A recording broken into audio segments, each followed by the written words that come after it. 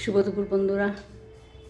এই পৌষ পূর্ণিমা থেকে তো মাঘী পূর্ণিমা অবধি আমাদের সংকল্প মাস নিরামিষ, সেটাই আগেই বলেছি। তো আমি কী কী নিরামিষ রান্না করেছি সেটাই আমি আপনাদের সামনে একটু তুলে ধরছি। আর এখন বেশি কিছু রান্না করতে পারবো না, কারণ জব করতে হবে তো এই একটা মাস।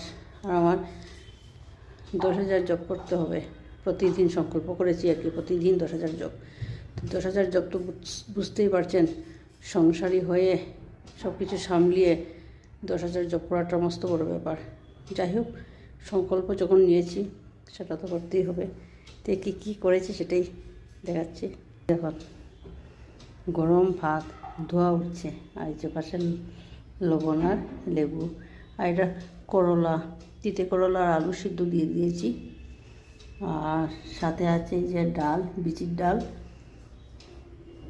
মটর পনির, আর এটা হলো পালং পাতা, আলু আর বেগুন দিয়ে একটা করেছি। তো আজকে আমার মেনুটা দেখুন তো কীরকম হলো।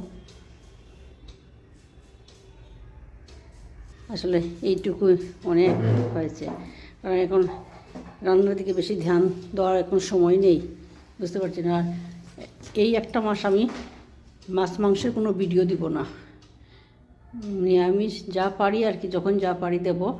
আর এই যে গুরুবন্ধের বাড়িতে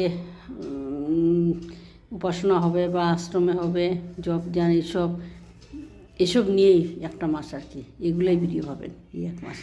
তো বন্ধুরা, আমার এই ভিডিওটা কীরকম হলো অবশ্যই একটু লাইক শেয়ার কমেন্ট করবেন, আর ভালো লাগলে অন্যের কাছে পৌঁছে দিবেন।